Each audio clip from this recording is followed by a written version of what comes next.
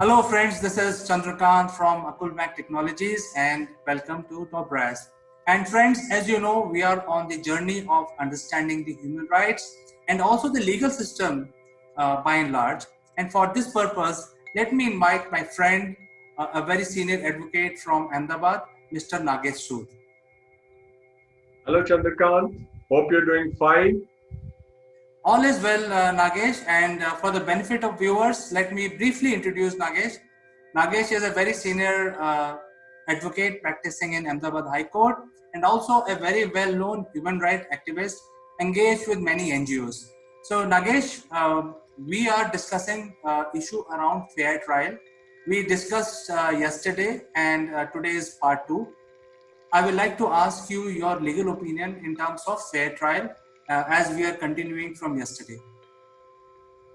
Absolutely, Chandrakant, we're discussing right to fair trial as one of the human rights available to people in the world. So let me begin with a quote of a famous jurist, William Blackstone. The quote is like this, I quote, "It is better than 10 guilty escape than one innocent suffers." So a trial is a process by which a court decides on the innocence or guilt of an accused person. Fair trial is not something like a favor afforded to that accused person, but it involves a bundle of legally enforceable rights guaranteed by the state, that means the government, to its citizens for whom the state itself exists. We know that state is the government, which is by the people, for the people, and but to the people and from the people. So the principle of a fair trial is put in a basic terms of certain rights, such as a right to remain silent, the prohibition of double jeopardy, then the right to legal counsel, the right to be notified of charges, etc. The principle is much broader than these individual guarantees which I just mentioned. Actually, the right to fair trial includes the notion that each individual must be able to make use of these procedural rights regardless of his individual capabilities. So there would be people who are rich, there would be people who are poor. So every individual must be able to enjoy these procedural rights. Now, the quality of every turn, fair trial norms are nuanced to afford particular protection to the more vulnerable and disadvantaged people also. So these rights are constitutionally guaranteed, and they compel and cast a legal duty on the judge to ensure that they are respected, realized, and never violated.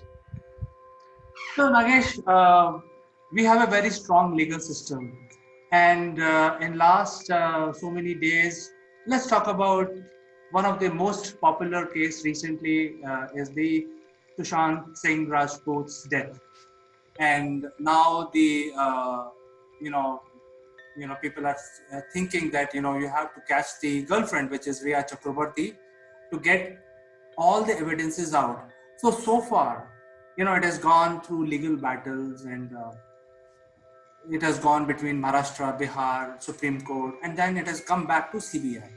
So I think none of the rights of Riya Chakraborty have been taken away. I think she has used all rights available in the legal system to protect herself.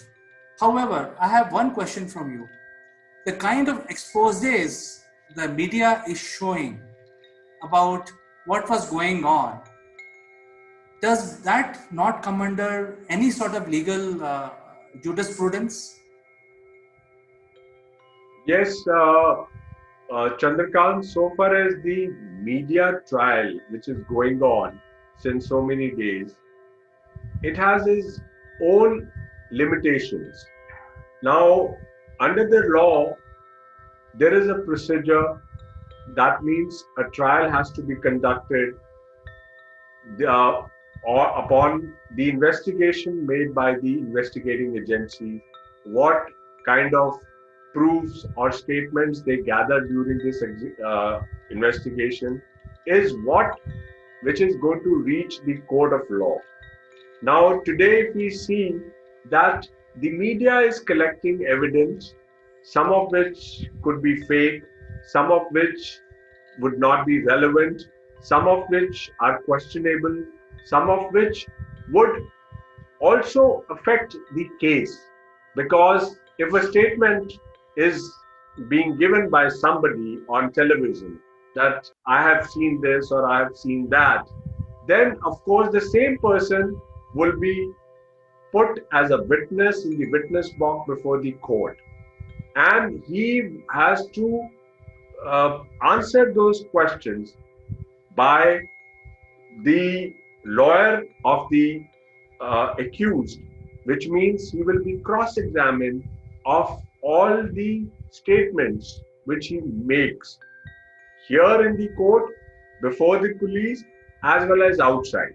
So, when there will be any distinction or there'll be any difference in the statements or whatever is said, at that point of time, the statement of that person becomes unreliable, because then court also feels that he's talking this at this point of time, he's talking different at this particular point of time.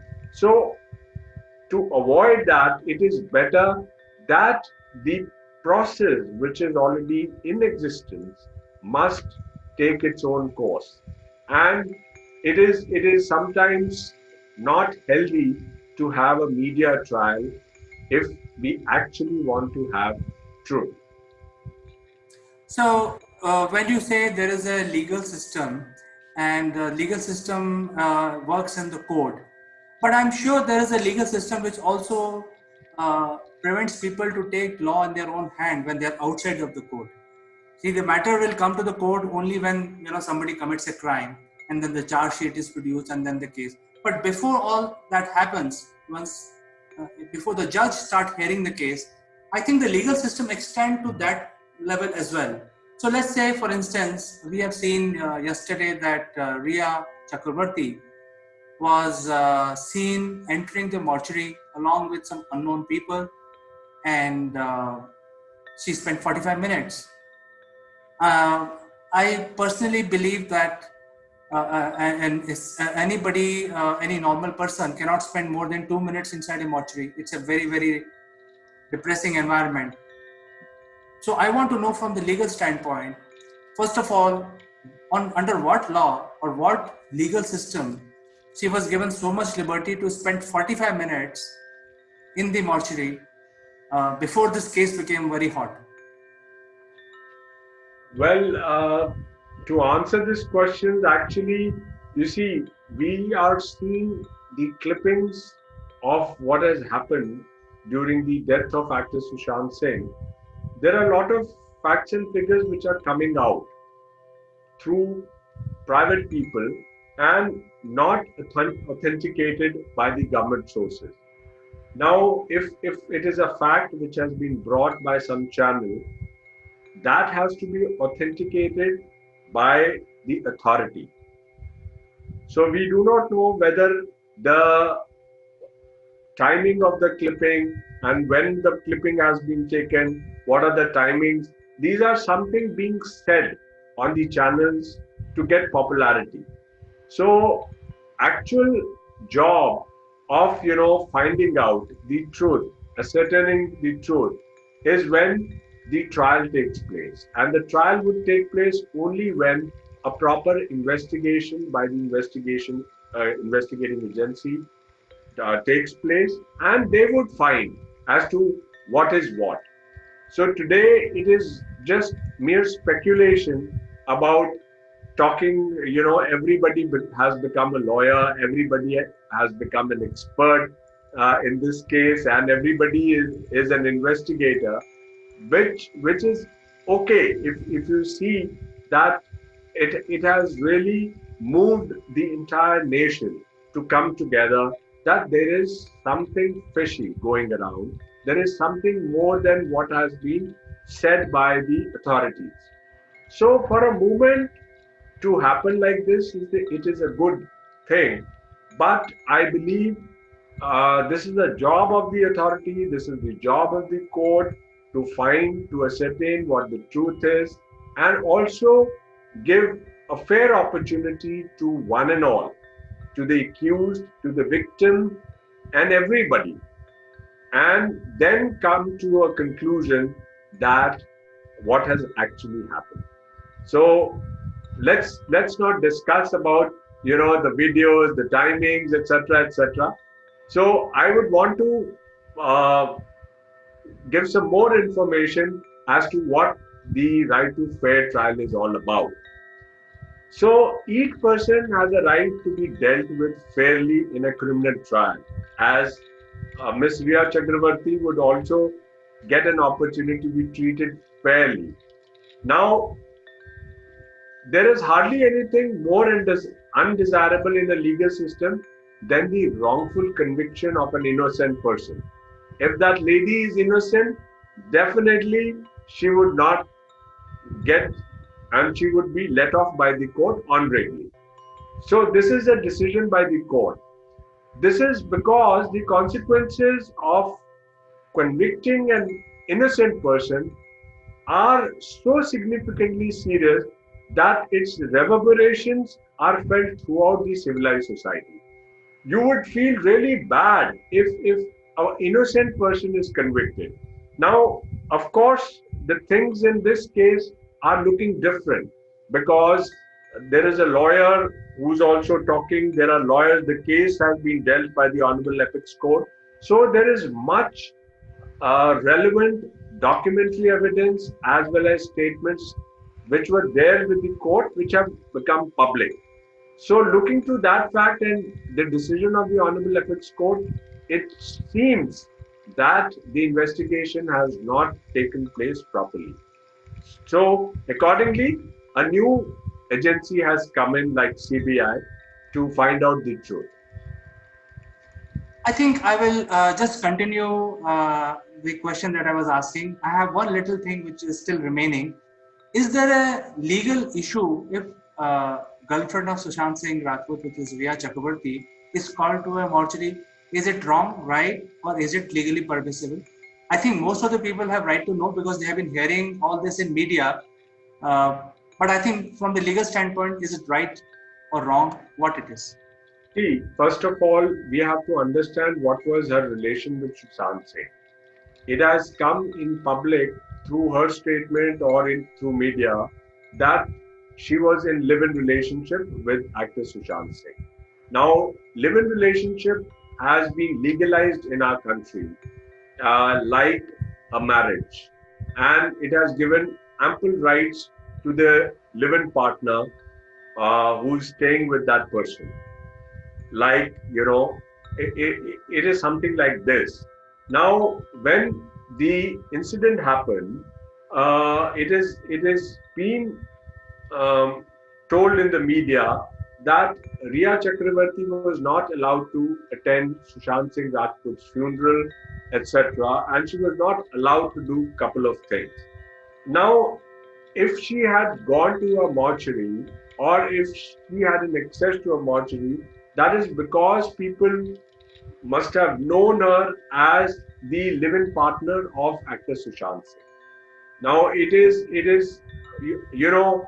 if a wife has a right to be accessible to a person who has uh, who has died or anything, so definitely that person has a right.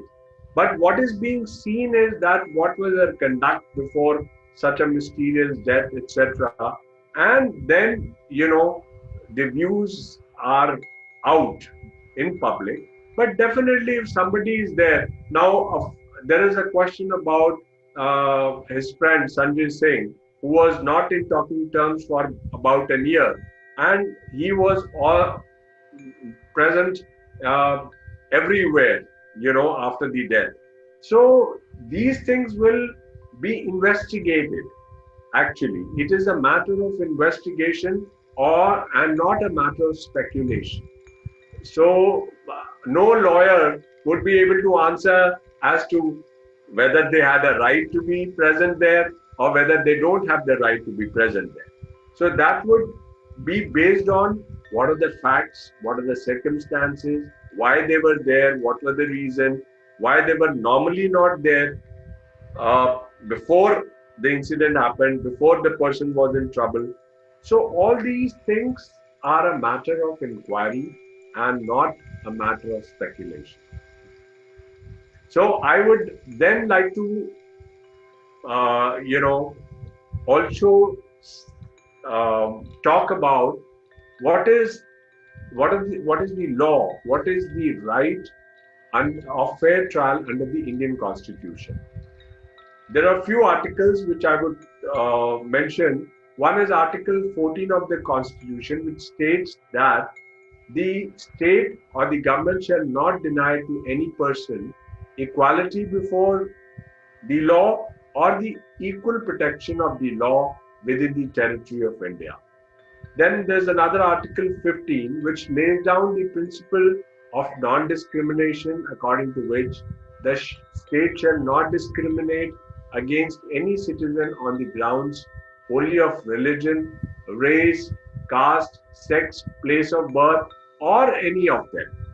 So, then in terms of justice delivery, the principle of equality basically has two aspects. One is equal access to the courts and equal treatment of law. So even if the person is accused, he is like any other person. So he has a right, like in this case, Riya Chakravarti exercised her right to go before the Honorable Supreme Court by moving an application that such thing has happened and please transfer the FIR to Mumbai. Secondly, she had also made an application before the Supreme Court that a media trial is going on and the protection must be given to her. So that was another application. So these are the rights which Riya Chakravarti, as an accused for the time being, has exercised, and the court very fairly heard the parties concerned and has come to a conclusion, looking to the evidence, that a CBI inquiry is required in this case, and this must be investigated properly so that the truth comes out. So, this is what the law is under the Constitution. Now, there is a protection given to the accused in respect of conviction of offences, that is a privilege against self-incrimination. This is Article 20, Clause 3 of the Constitution, which protects the right of the accused to remain silent by providing that no person accused of any offense shall be compelled to be a witness against himself. Now, if we talk of the investigation, the first thing after lodging of an FIR, the police take statements of the people under Section 161(2) of the Criminal Procedure Code. 61. Now, under 161(2), it provides that an accused is not bound to answer all questions. Accused is bound to answer all questions of state officially truthfully, except questions questions the answers to which would have tendency to expose him or her to a criminal charge or to a penalty or forfeiture. So, further, under Section 313 of Criminal Procedure Code, protection is given as to right to silence to the accused. It protects the accused from liability for refusing to answer or falsely answering questions by a judge during a court proceeding. So this is a very important right which is there with the accused, which gives the accused protection, that he should not be making a statement which would be, you know, inflicting him the punishment. I think you have explained the fair trial concepts which exist in the legal system quite well, and I think you have cleared all doubts in terms of especially the current case of Ria Chakrabarti. I think her conduct can be judged by people, but her legal procedures that have been followed are as per the fair trial process. I think it's a very good conversation, and I think you've clarified all that for the benefit of our viewers. So we will catch up again, Nagesh, discuss something about human rights again next week. Thank you very much. It was a pleasure being with you, Chandrika. Thank you Thank so you. much. Thank you, and see you. Have a nice Bye day. bye. Bye bye. Bye. Take care. You too.